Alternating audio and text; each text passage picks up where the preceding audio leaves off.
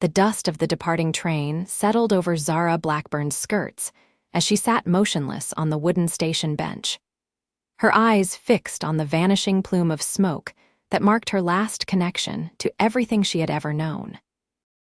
The year was 1875, and the frontier town of Silverwater, Colorado, stood indifferently around her as the afternoon sun cast long shadows across the platform.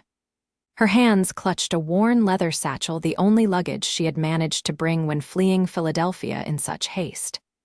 Miss. Station's closing soon. The station master's voice barely registered as Zara stared at the empty tracks stretching toward the horizon. The telegram had been clear. Her uncle's death left her the deed to a small ranch outside Silverwater. It was all she had left after her family's financial ruin and the scandal that followed. The journey west had drained her meager funds, and now, as the train's whistle faded into the distance, the weight of her solitude settled upon her shoulders. You waiting for someone to fetch you? The station master tried again, his weathered face showing concern for the young woman who clearly didn't belong in this dusty outpost. No, sir, she replied softly. I was hoping to find transportation to the Cottonwood Creek property. It belonged to my uncle, Chester Blackburn. The station master's expression changed. Chester's place, that's near 15 miles out. No stage heading that way till morning. He glanced at the darkening sky. Town's not safe for a lady alone after dark. Zara's heart sank. 22 years of comfortable Eastern living hadn't prepared her for this moment, stranded in an unfamiliar town with night approaching and nowhere to go. I can take her. The voice came from behind them, deep and steady. Zara turned to see a tall man leading a chestnut horse toward the platform. His face was partially shadowed by a wide-brimmed hat, but she could make out strong features weathered by sun and wind. A leather vest hung open over a cotton shirt, and the worn holster at his hip spoke of a man accustomed to the frontier's dangers. Tucker Fairchild, the station master said, nodding with apparent relief. Good timing. This here's Miss Blackburn, Zara supplied. Zara Blackburn. The cowboy studied her for a moment, his eyes the color of a summer storm.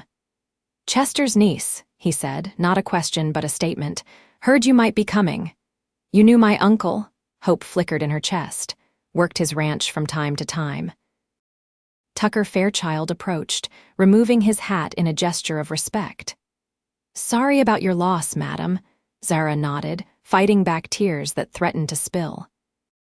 She had barely known her uncle, a distant relative who had left Philadelphia decades ago, but his death represented the closing of her last door to security. I'll ride beside you to Cottonwood Creek, Tucker continued, replacing his hat. It'll be dark soon. We should get moving. Zara hesitated, years of proper upbringing screaming against the impropriety of riding alone with a stranger. Yet what choice did she have? I couldn't impose, she began, but Tucker was already lifting her small trunk onto his horse. No imposition. I was heading that way. He secured the trunk, then turned to her. Though we'll need to get you a mount. His eyes took in her traveling suit with its fashionable bustle and tight sleeves, and perhaps something more suitable for riding. The station master chuckled. Mrs. Finch at the general store might have something. Her place is still open. Within the hour, Zara found herself astride a gentle mare named Daisy, wearing a split riding skirt and sturdy boots that Mrs. Finch had been surprisingly eager to part with. The remainder of her funds had been sufficient, if barely. You sit a horse well, Tucker observed as they left the town behind, the dusky landscape stretching before them. My father insisted on riding lessons, Zara replied, adjusting her posture. Though Philadelphia parks are somewhat different from this, Tucker's mouth quirked slightly. I imagine so. They rode in silence for a time, the rhythm of the horses' hooves against the hard, packed earth creating a soothing cadence. Zara studied her companion from the corner of her eye. He moved with the easy confidence of a man at home in his surroundings, alert but relaxed. May I ask how you knew to find me at the station? She finally ventured. Tucker glanced at her, then back to the trail. Small towns have few secrets, Miss Blackburn. Word got around that Chester's eastern niece might be coming to claim his place. And what else does this small town say about me? She asked, a hint of defiance in her tone. His expression remained neutral. Not much yet, but they will. The bluntness of his statement startled her. I suppose they will, she conceded, though there's little to tell. I'm simply here to claim my inheritance. Folk will wonder why a city woman would come all this way for a struggling cattle ranch. Zara stiffened. Struggling? The solicitor's letter mentioned it was a productive property. Tucker was quiet for a moment too long. Your uncle was a proud man. The drought these past 2 years hit everyone hard. Zara's heart sank as she processed this new information. She had hoped foolishly, perhaps, that the ranch would provide not just shelter but a means to rebuild her life. I see, she said quietly, her voice steadier than she felt. They crested a gentle rise, and Tucker reined his horse to a stop. There it is, Cottonwood Creek Ranch. In the fading light, Zara could make out a small cabin nestled against a backdrop of cottonwood trees. A barn stood nearby, along with corrals and outbuildings. It was modest, far more so than she had imagined, but it was hers now. The only thing in the world that was. It's not much, Tucker said, watching her face, but the land is good. With rain and hard work, it could be something again. Zara squared her shoulders. Then that's what it shall have. Tucker led her down the slope toward the cabin. As they drew closer, Zara could see that the structure was solid but in need of care. The porch sagged slightly, and one of the shutters hung askew. Your uncle took sick this past winter, Tucker explained, dismounting in front of the cabin. Things fell into disrepair. Zara slid from her horse with as much grace as she could muster, her legs stiff from the unaccustomed ride. I'm afraid I don't know the first thing about repairing shutters, she admitted. I could help with that. He paused. If you're planning to stay. The question hung in the air between them. Was she planning to stay? She had nowhere else to go, but did she truly belong here? I am, she said finally, her voice firm despite her doubts. Tucker nodded, seemingly satisfied with her answer. He helped her with her trunk, carrying it onto the porch and unlocking the cabin door. The interior smelled of dust and disuse, but Zara could see it had once been a comfortable home. I'll light the lamps, Tucker offered, moving efficiently around the small space. Stove should work. There's wood out back. As warm light filled the cabin, Zara took in the simple furnishings. A wooden table with chairs, a rocking chair by the hearth, shelves lined with books that surprised her. A door led to what she presumed was a bedroom. The well is good water, Tucker continued. Pump needs a new seal, but it works for now. He moved to the door. I should let you get settled. Wait, Zara said, suddenly afraid to be left alone in this strange place. Will you come back tomorrow? I have questions about the ranch, about what needs to be done. Tucker studied her for a long moment, his expression unreadable. Then he nodded. I'll come at first light.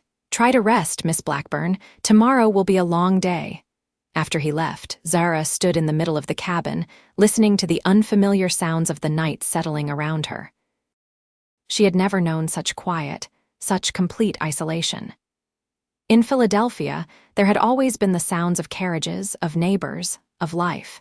She moved to the bedroom and found a narrow bed with a quilt that smelled faintly of cedar. Exhaustion suddenly overwhelmed her, and she sat heavily on the edge of the mattress. Only then, in the privacy of her inherited home, did Zara allow the tears to come for her parents lost to fever 2 years past, for the life she had known, for the uncertain future that stretched before her. When morning came, Zara awoke to the sound of movement outside the cabin. She had slept in her clothes, too tired to unpack or change, and now she hurriedly smoothed her hair and splashed water on her face from the basin. Tucker was on the porch when she opened the door, a basket in his hands. Brought some provisions, he said by way of greeting. Figured you might not have much. Thank you, she replied, embarrassed by his thoughtfulness. Please come in. The basket contained bread, preserves, coffee, and a small crock of butter, simple fare but welcome. As they shared the breakfast at the wooden table, Tucker outlined the state of the ranch. Your uncle had about 40 head of cattle left after selling most of the herd last fall. They're grazing in the north pasture.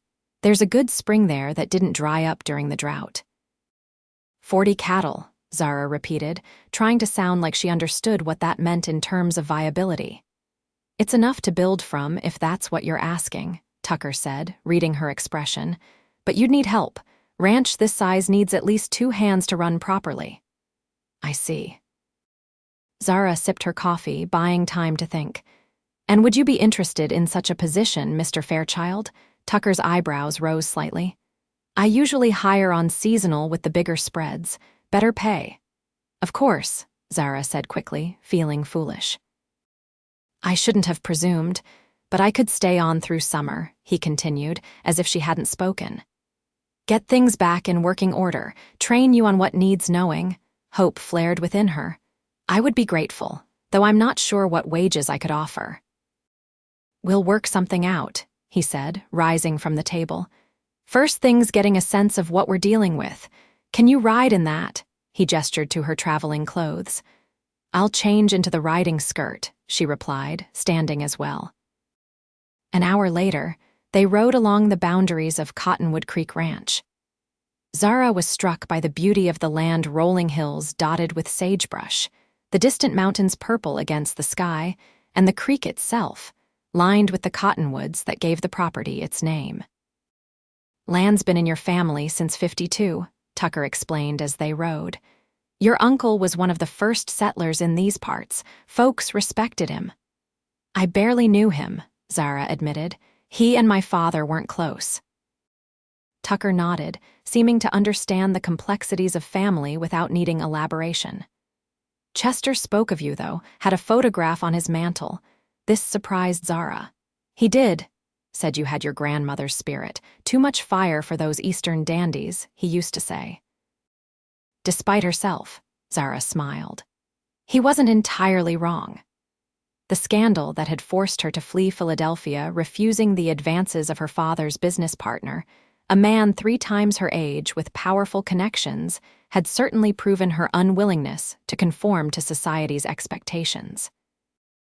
They crested another hill, and Zara saw the cattle grazing in the distance. There's your herd, Tucker said. Mostly Herefords. Good stock.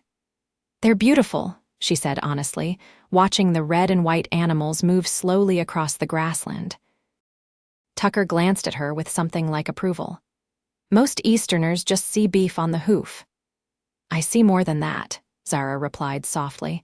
I see possibility. Their eyes met, and for a moment, something passed between them, a recognition, perhaps, of shared understanding. Then Tucker looked away, gesturing toward a dilapidated structure in the distance.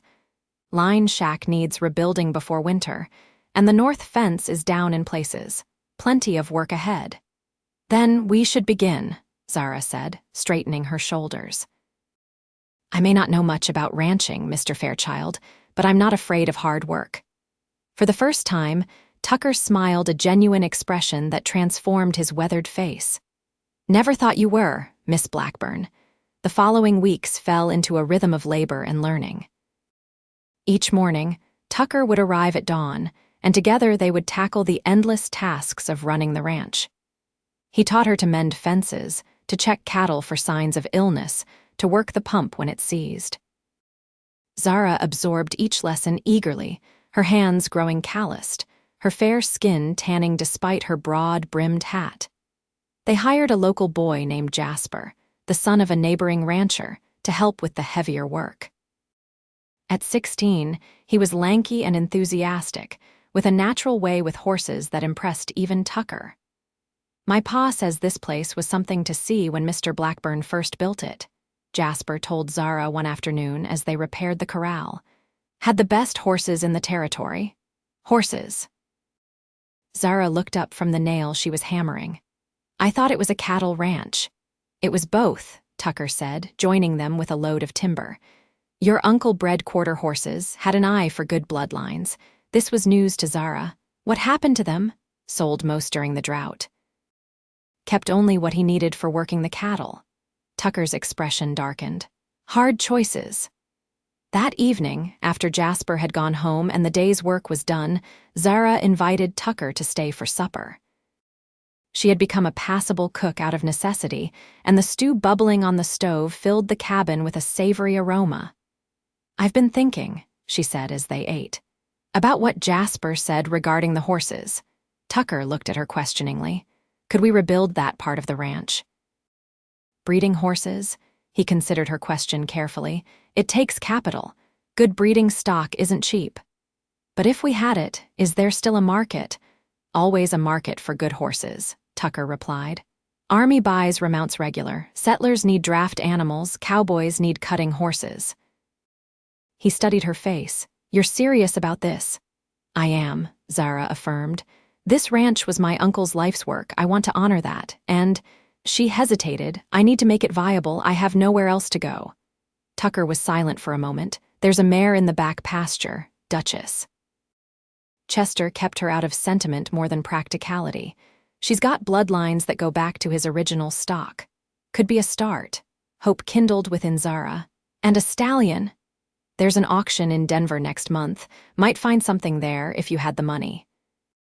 Zara thought of her mother's pearls, carefully wrapped in soft cloth at the bottom of her trunk, the last valuable thing she possessed. "I might," she said quietly. As June turned to July, the days grew hotter. Zara and Tucker fell into an easy partnership, their initial awkwardness giving way to a comfortable routine. She found herself watching him when he wasn't looking the way he moved with such confidence, the gentleness in his hands when tending an injured calf, the rare smile that transformed his serious face. One evening, as they sat on the porch watching the sunset paint the sky in shades of orange and purple, Zara gathered her courage. "Tucker," she began, having dropped the formality of Mr. Fairchild weeks ago, "may I ask you something personal?" He turned to look at her, his expression guarded but not unwelcoming. "You can ask. How did you come to know so much about my uncle's ranch? You speak of it almost as if it were your own." Tucker was quiet for so long that Zara thought he might not answer. When he finally spoke, his voice was low. "I came here as a boy, 15, maybe 16. Was riding with some men I shouldn't have been. Your uncle caught me trying to steal one of his horses." Zara's eyes widened, but she remained silent, sensing there was more to the story. "Instead of shooting me or turning me in, he offered me a job." Tucker's gaze was distant, seeing the past. "Said I could work off the debt of what the horse was worth. Kept me here 3 months, taught me to work cattle properly, to respect the animals and the land." He looked at her directly. "Changed the course of my life." "He sounds like a good man," Zara said softly. "He was, tough but fair." Tucker hesitated. "When I heard he'd passed, I was working up north, came back as soon as I could, felt I owed him that much." "Is that why you're helping me, out of obligation to my uncle?" The question hung in the air between them. Tucker studied her face for a long moment. "Started that way," he admitted finally. "Not anymore." Heat rose to Zara's cheeks, and she looked away, afraid her expression might reveal too much. "I'm glad," she said simply. The journey to Denver came sooner than Zara had anticipated. The auction was a 3-day affair, requiring them to be away from the ranch, overnight, a prospect that both thrilled and terrified her. Tucker had arranged for Jasper and his father to watch over the property in their absence. The stagecoach ride was long and uncomfortable, the roads rough from summer thunderstorms. Zara sat beside Tucker, acutely aware of his proximity each time the coach jolted and their shoulders touched. They had taken rooms at a respectable boarding house run by a widow named Mrs. Hollister, who eyed them with polite suspicion until Tucker explained they were business partners attending the horse auction. "Business partners," Zara repeated with amusement after the woman had shown them to their separate rooms. "Is that what we are?" Tucker's expression was unreadable. "What would you call it?" The question caught her off guard.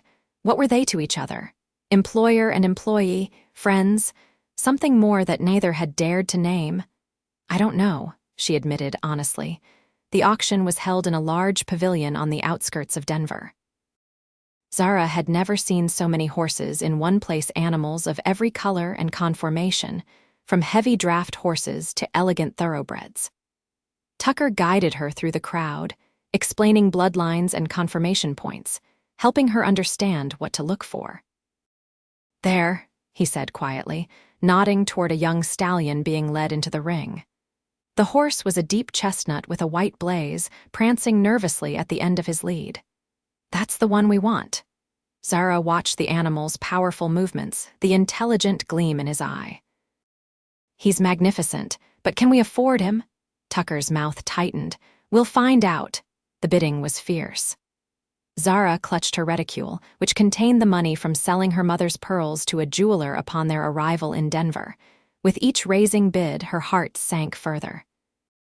"200, called a man in a fine coat at the front of the crowd. "220, Tucker countered, his voice steady. "250, came the response.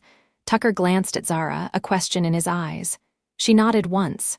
"300, he called, and a murmur went through the crowd. The man in the fine coat turned to look at them, his expression calculating. "350, he said smoothly. Zara's hand tightened on Tucker's arm. It was more than they had. Tucker leaned down to whisper in her ear. "Trust me." Then, louder, "400. Zara's heart nearly stopped. They didn't have $400. What was he thinking? The auctioneer looked between the bidders eagerly. 400 once, 400 twice. The man in the fine coat shook his head, and the gavel came down. Sold to the gentleman in the back. As they made their way to the clerk's table to settle the account, Zara hissed, "Tucker, we don't have $400. "I know," he replied calmly, "but I know the seller. Joe Maxwell. We rode together years back." At the clerk's table, he asked, "Is Joe around?" The clerk nodded toward a man standing near the holding pens. Tucker approached him with confidence, Zara trailing nervously behind. "Joe," Tucker greeted, extending his hand. "Been a while." The man's weathered face broke into a grin. "Tucker Fairchild, heard you were dead." "Not yet," Tucker replied with a rare smile. "This is Miss Zara Blackburn, Chester's niece. We're rebuilding his horse breeding program," understanding dawned on Joe's face. "Chester was a good man, sorry to hear of his passing." He turned to Zara. "Madam," Tucker got straight to business. "That stallion, Red Thunder, he's out of your Diablo line, he is, best I've bred. We can offer 300 cash today with another 100 come spring roundup, my word on it." Joe studied them both, his eyes lingering on Zara's determined face. "Chester would be pleased to see his place coming back," he said finally. "You have a deal." Relief washed over Zara. As they made arrangements for the stallion's transport back to Cottonwood Creek, she turned to Tucker. "Thank you," she said softly. "I wouldn't have known how to negotiate that." Tucker's expression softened. "You're learning fast, Zara. Faster than most."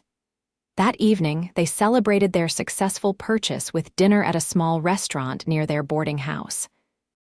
Zara had worn her best dress, a deep blue silk that she had brought from Philadelphia, one of the few fine things she still possessed. Tucker, too, had made an effort, wearing a clean shirt and vest, his usually unruly hair slicked back. They made an attractive pair, drawing glances from other diners as they were seated at a corner table. "To Red Thunder," Zara proposed, raising her glass of wine. "And to Cottonwood Creek's future," Tucker added, touching his glass to hers. As they ate, Zara found herself relaxing in a way she hadn't in months. The weight of responsibility, of uncertainty, seemed temporarily lifted. She told Tucker stories of her childhood in Philadelphia, of her father's shipping business, of the balls and social events that had once filled her calendar. "It seems like another life now," she admitted. "A life that belonged to someone else." "Do you miss it?" Tucker asked. Zara considered the question honestly. "Parts of it, the ease of it, the certainty," she met his eyes, "but not the constraints, not the expectations that had nothing to do with what I wanted." "And what do you want, Zara Blackburn?" His voice was low, intimate in the candlelit room. The question stirred something deep within her. I want to build something that's mine, something real. She hesitated, then added softly, I want to be where I'm valued for who I am, not what society thinks I should be. Tucker reached across the table, his hand covering hers. I think you've found that place. The touch of his hand sent warmth spreading through her. For a moment, they sat in silence, connected by more than words could express. The walk back to their boarding house was quiet, the streets of Denver emptying as evening deepened. Tucker offered his arm, and Zara took it, acutely aware of his solid presence beside her. At her door, they paused. Tomorrow we head home, Tucker said, his voice rough. Home. The word resonated within Zara.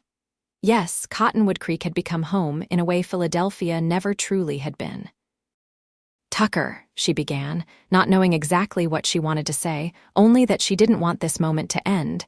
He stepped closer, his eyes searching hers. Zara, the sound of a door opening down the hall broke the moment. Mrs. Hollister appeared, her expression one of polite but firm reminder of the house rules. Good night, Miss Blackburn, Tucker said formally, taking a step back. Good night, Mr. Fairchild, she replied, disappointment and relief mingling within her as she slipped into her room and closed the door. The return journey seemed quicker than the outbound trip, perhaps because Zara's mind was full of plans for the ranch. Red Thunder would be delivered in a week, giving them time to prepare proper accommodations for the valuable stallion. We should examine Duchess thoroughly before introducing them, Tucker advised as the stagecoach rumbled along. Make sure she's in good health for breeding. Zara nodded, trying to focus on the practical matters at hand rather than the memory of Tucker's hand on hers, the way his eyes had held hers in that moment outside her door. Will we need to expand the stables? Eventually. For now, the existing stalls will do if we clean them out properly. As they crested the final ridge before Cottonwood Creek came into view, Tucker suddenly stiffened beside her. Something's wrong. Zara followed his gaze and saw smoke rising from the direction of the ranch. Is that, driver? Tucker called up. We need to get moving faster. The stagecoach picked up speed, swaying dangerously on the rutted road. As they drew closer, Zara's heart pounded with fear. The smoke was coming from one of the outbuildings, the hay barn, she realized with horror. The moment the stage rolled to a stop in front of the ranch house, Tucker leaped down, helping Zara descend quickly. Jasper ran toward them from the direction of the barn, his face smudged with soot. Lightning strike, he called. Hit during the storm last night. We've been fighting it since dawn. Tucker was already running toward the barn, where Jasper's father and several neighbors were passing buckets of water in a desperate attempt to control the blaze. The horses, Zara cried, racing after him. Got him out, Jasper assured her. All in the north pasture. For the next hours, Zara worked alongside the men, her fine traveling dress ruined as she hauled water from the well, past buckets, and helped move hay that hadn't yet caught fire.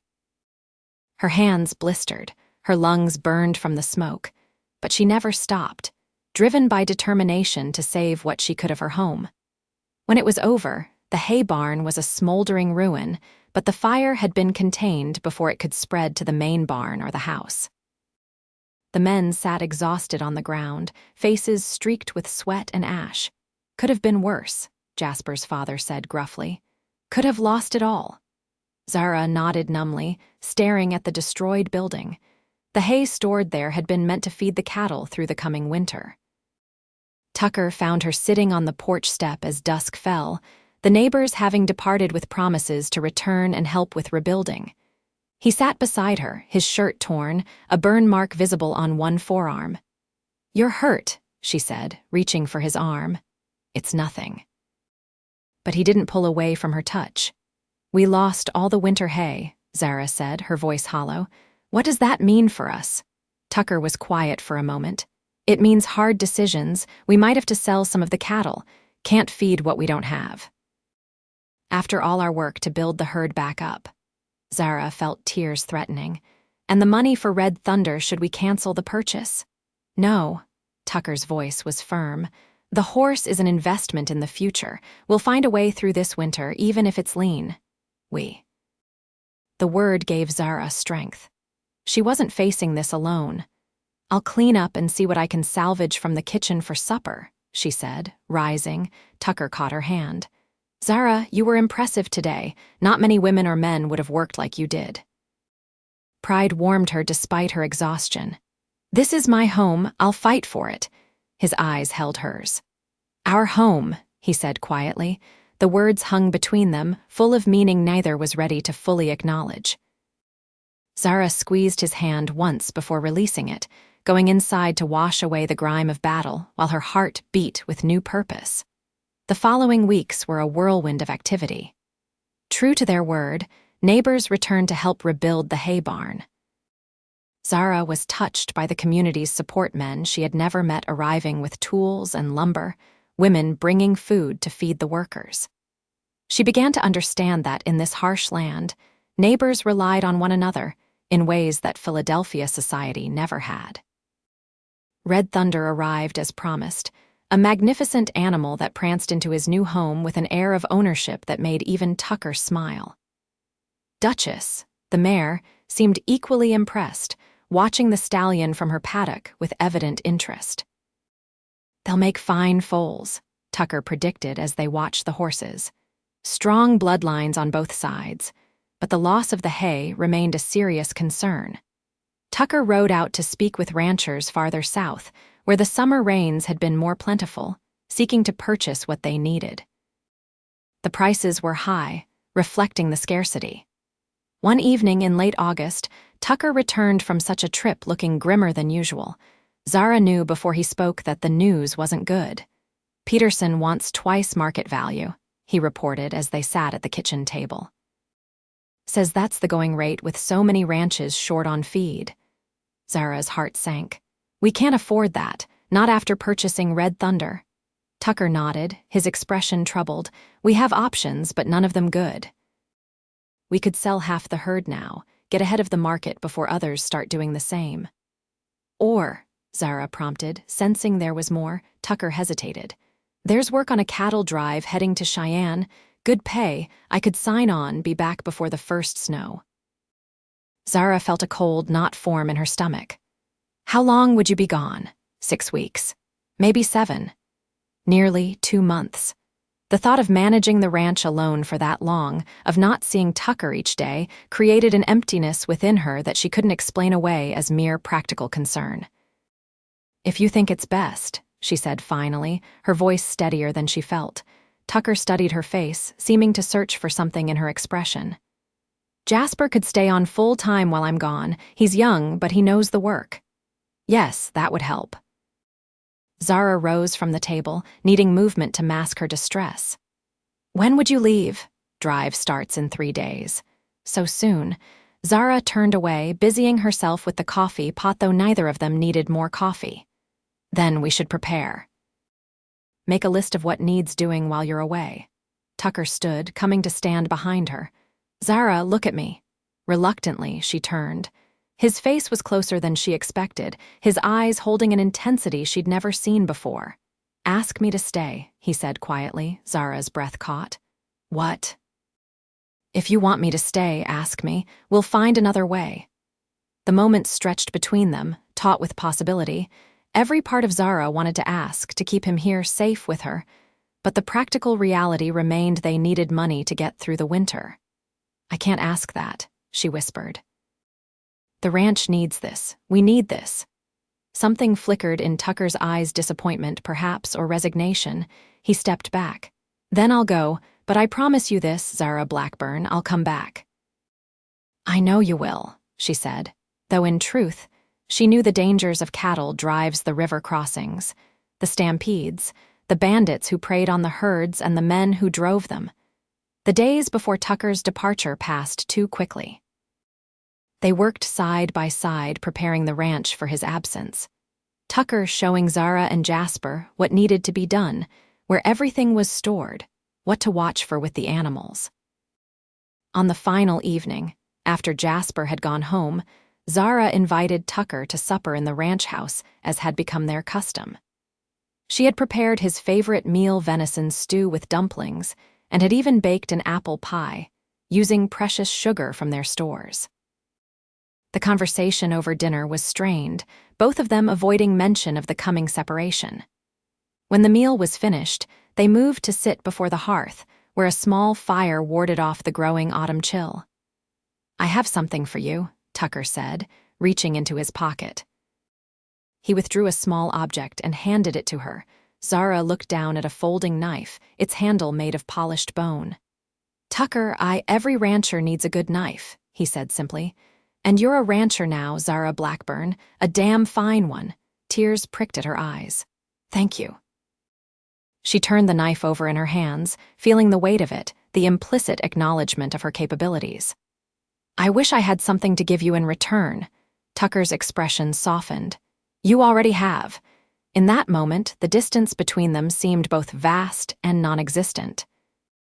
Zara knew what she wanted, what they both wanted, but propriety and fear held her back.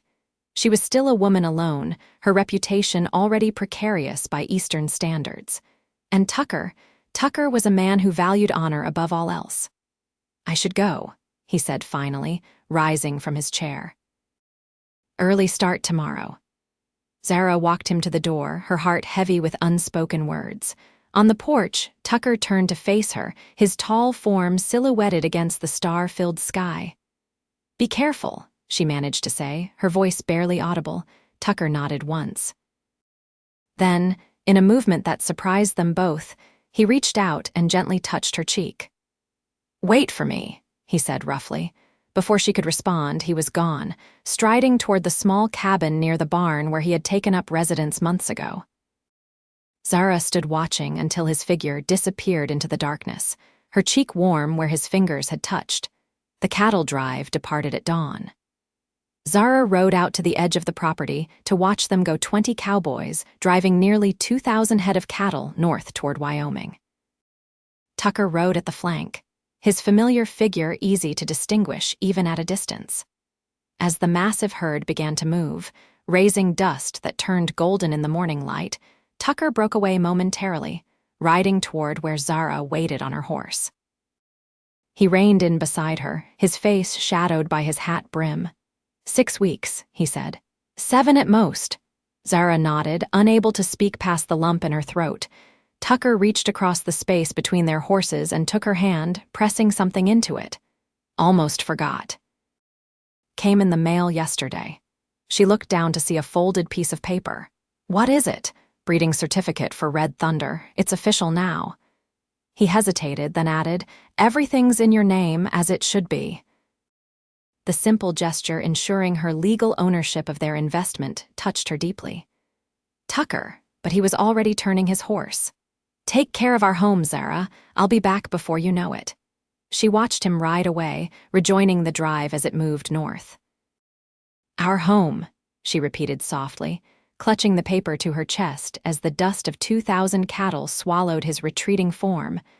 The first weeks of Tucker's absence were the hardest. Zara threw herself into the work of the ranch, grateful for Jasper's reliable presence and growing skills. The young man had a natural way with animals and an eagerness to learn that made him invaluable.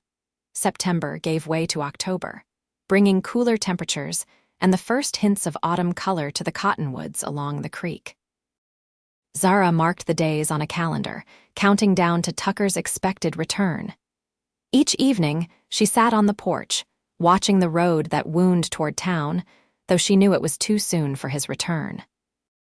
During the day, she worked alongside Jasper, mending fences, checking cattle, and preparing the ranch for winter.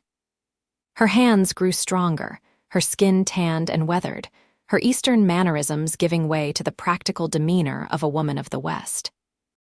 In the 3rd week of October, a letter arrived from Tucker, carried by a cowboy returning from the cattle drive with an injury. Zara's hands trembled as she opened it, hungry for news of his safety. The handwriting was rough but legible, the words straightforward. They had reached Cheyenne safely, the cattle bringing a good price. The drive back would begin within days. He hoped to be home by the 1st week of November before the heavy snows began. He had purchased hay at a fair price from a rancher outside Cheyenne. It would follow by wagon train. The final lines made Zara's heart beat faster. The nights are cold here. I find myself thinking of the warmth of Cottonwood Creek. Of you. Keep the home fires burning, Zara. I'm riding back to you as fast as I can. She read the letter a dozen times that evening, finding comfort in the words, in the knowledge that he was safe and thinking of her. For the first time, she allowed herself to acknowledge what had been growing between them over these months, something deeper than partnership, stronger than friendship.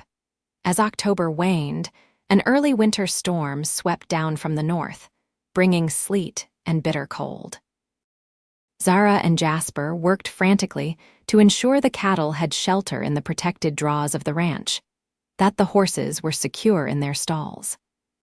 Storm like this could delay the boss, Jasper observed as they worked by lantern light in the stable, checking that the roof was sound against the hammering sleet. Tucker will make it through, Zara said with more confidence than she felt. He knows these lands better than most. But as the storm raged for 3 days, her worry grew. November arrived with clearing skies but temperatures that remained bitterly cold. The expected date of Tucker's return came and went with no sign of him. A week later, Zara was splitting wood behind the house, a task she had mastered out of necessity when she heard hoofbeats approaching. Her heart leaped, the axe forgotten as she hurried around the house to the front yard. But it wasn't Tucker. Instead, she saw 2 riders she didn't recognize, their expressions grave as they dismounted. "Miss Blackburn?" the older of the 2 asked, removing his hat. Fear clutched at Zara's heart. "Yes, who are you?" "Name's Walsh. This is Cunningham. We rode with Tucker Fairchild on the drive." "Where is he?" Zara demanded, her voice sharp with dread. The men exchanged glances. "There was trouble," Walsh said finally. "Rustlers hit us 2 days south of here. Tucker took a bullet defending the remuda." The world seemed to tilt beneath Zara's feet. He's alive," Cunningham said quickly. "But hurt bad. He's at Doc Miller's in town, sent us to tell you." Relief and fear warred within her. "I need to go to him. Now." "Yes, madam, we figured as much. Brought an extra horse for you." Zara didn't hesitate. She called for Jasper, gave him quick instructions for the ranch, and within 20 minutes was riding toward town at a pace that had the cowboys struggling to keep up. Doc Miller's office was at the far end of Silverwater's Main Street. Zara dismounted before her horse had fully stopped, rushing through the door with a force that startled the elderly doctor. "Where is he?" she demanded. Dr. Miller, a kind-faced man with spectacles perched on his nose, seemed unsurprised by her appearance. "Back room, Miss Blackburn." "He's been asking for you." Zara pushed past him into a small room where a single bed held Tucker's still form. His face was pale, a stark contrast to his usual sun-darkened complexion. Bandages wrapped his shoulder and chest, and his breathing was shallow. "Tucker," she whispered, moving to his side, his eyes opened slowly, focusing on her face with evident effort. "Zara, you came." "Of course I came." She took his hand, alarmed by the heat of his skin. "What happened?" Tucker's mouth twitched in what might have been an attempt at a smile. "Rustlers, 6 of them, thought they'd help themselves to our horses." He paused, gathering strength, convinced them otherwise. "At what cost?" Zara's voice broke. "Look at you." "Worth it," he murmured. "Got the hay, got the money from the sale." His eyes drifted closed again. "Got home to you." Dr. Miller entered quietly, carrying a basin of water. "He's fighting fever," he explained in a low voice. "Bullet tore through his shoulder, but I got it out clean. If infection doesn't set in, he should recover." "If," Zara repeated, fear making her voice sharp. The doctor's expression was sympathetic but honest.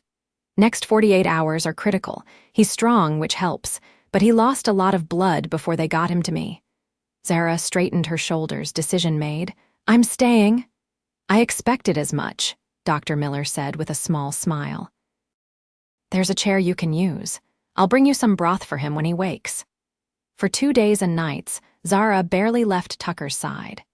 She bathed his fevered brow, coaxed sips of broth and water between his lips, changed his bandages under the doctor's guidance. When delirium took him, she spoke softly, reassuringly, holding his hand as he fought invisible enemies. During one such episode, Tucker's eyes flew open, unseeing and wild. "Zara," he called, trying to rise from the bed. "Have to get back to her." "I'm here, Tucker," she soothed, pressing him gently back to the pillows. "I'm right here. You're safe." His gaze found hers, clarity returning momentarily. "Zara," he repeated, his hand gripping hers with surprising strength.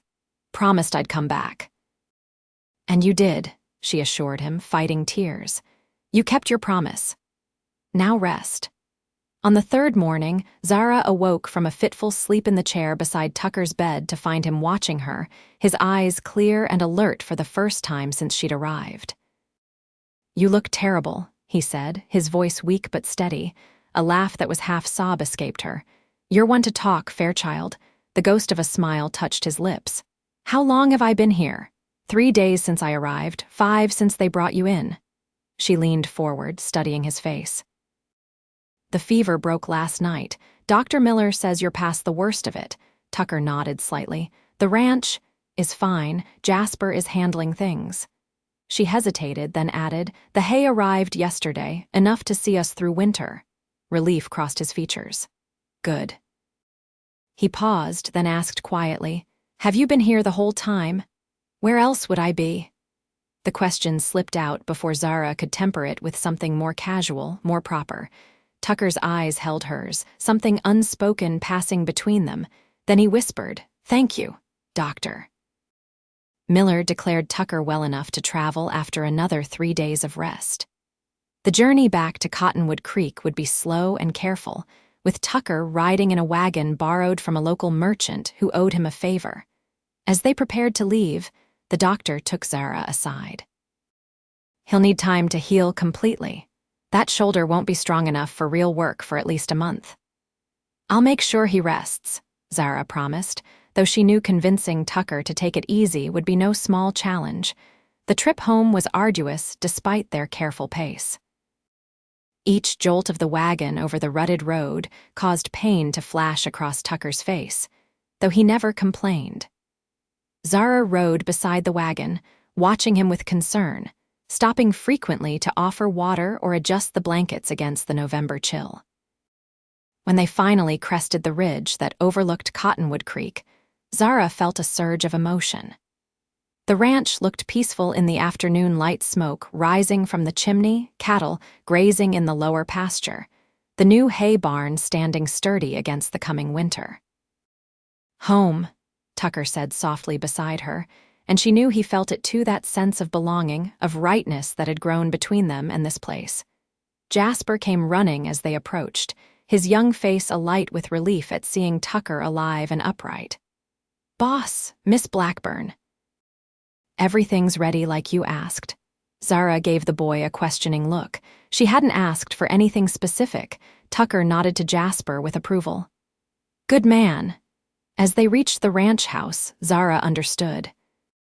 The porch had been swept clean, fresh-cut wood was stacked neatly by the door, and through the window she could see the table set with their best dishes, a vase of late autumn wildflowers at its center. "What is all this?"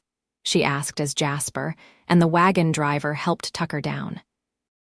"Welcome home," Tucker said simply, leaning heavily on Jasper as he made his way to the porch. Zara followed, emotions tangling within her relief at having him home safe, fear at how close she'd come to losing him, and something deeper, something that had been growing since that first day at the train station. Inside, the house was warm and inviting. A stew simmered on the stove, filling the air with savory aromas. Jasper, it seemed, had enlisted his mother's help in preparing for their return. After settling Tucker in the rocking chair by the fire and thanking the wagon driver and Jasper, Zara found herself alone with him for the first time since his injury. She moved about the kitchen, serving stew into bowls, aware of his gaze following her. "Zara," he said as she placed a bowl on the small table beside his chair. "Sit with me." She sat in the chair opposite, studying his face. Color had returned to his cheeks, and though pain still lined his features, his eyes were clear and determined. "I've been thinking," he began, his voice low. "About what happened, about what could have happened." "Don't," she interrupted. "You're home now, you're safe. Let me finish." Tucker leaned forward slightly, wincing at the movement. "When I was lying there, bleeding, all I could think about was you, about getting back to you." "Not the ranch, not the cattle. You," Zara's heart quickened. "Tucker, I've loved you since that day you stood in the ashes of the hay barn, covered in soot, refusing to give up," he continued, the words coming faster now, as if he feared losing courage. "Maybe before that. Maybe since I first saw you sitting alone at that train station, looking like you belonged in a fancy painting instead of a dusty platform." Tears filled Zara's eyes, but she didn't try to stop them. "Why didn't you say something?" "Didn't think I had the right," he admitted. "You're educated, refined. I'm just a cowboy with dirt under his nails and not much to offer besides hard work." "That's not true," she said fiercely. "You've given me a home. You've taught me to survive, to build something meaningful. You've stood beside me when anyone else would have walked away." She reached for his hand. "I love you, Tucker Fairchild. I think I have since you said you'd ride beside me wherever I go." The words hung in the air between them, a truth finally spoken aloud. Tucker's hand tightened around hers, and with his free hand, he reached into his shirt pocket, wincing slightly at the movement. "I was going to wait until I was stronger," he said, "but I don't want to waste another day." He withdrew a small object and held it out to her. "I bought this in Cheyenne before everything went to hell." Zara's breath caught as she looked at the simple gold band resting in his palm. "Tucker, marry me, Zara Blackburn," he said, his voice rough with emotion. "Build this life with me. Let me ride beside you wherever you go for all the days we have." Through tears, Zara smiled. "Yes," she whispered, then louder. "Yes." Tucker slipped the ring onto her finger, then gently pulled her toward him. Their first kiss was tender, mindful of his injury, but filled with promise of passion to come, of a shared future, of a love that had grown from unlikely beginnings into something unbreakable.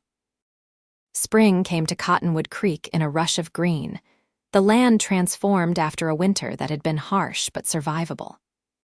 The cattle had weathered the cold months well, and the first foals from Red Thunder's line were beginning to arrive strong, leggy creatures that promised to fulfill Zara's vision for the ranch's future. Tucker's shoulder had healed cleanly, though a jagged scar remained as a reminder of how close they had come to losing everything. They had been married at Christmas, a small ceremony in the ranch house with only Doc Miller, Jasper and his family, and a few neighbors as witnesses. Zara had worn her blue silk dress, the last remnant of her Eastern life, and Tucker had stood tall and proud in a new suit ordered from Denver. Now, as April's sunshine warmed the land, they stood together on the porch, watching Red Thunder prance in the corral, showing off for a potential buyer from the army. "He knows his worth," Tucker observed with amusement. "As he should," Zara replied, leaning against her husband's side.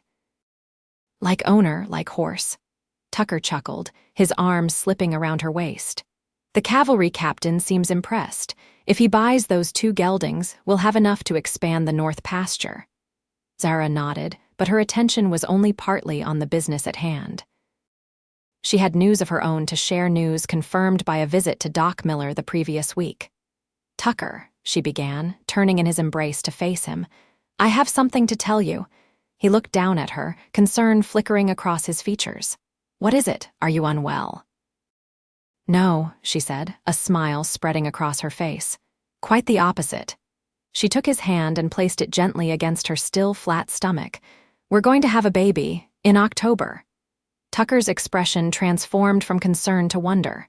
"A baby," he repeated, his voice barely audible. "Our baby," Zara nodded, tears of happiness pricking at her eyes. "Our family, our future." Tucker pulled her close, his kiss filled with joy and promise.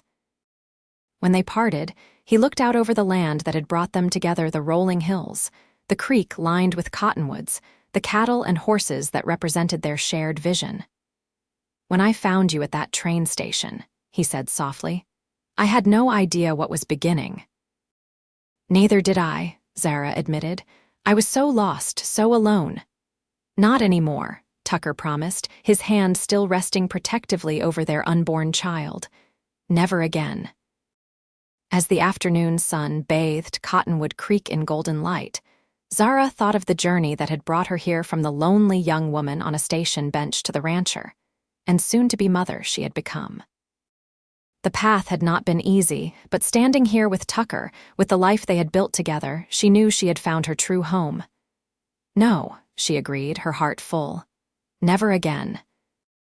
In the distance, Red Thunder galloped along the fence line, mane flying, the embodiment of freedom and possibility.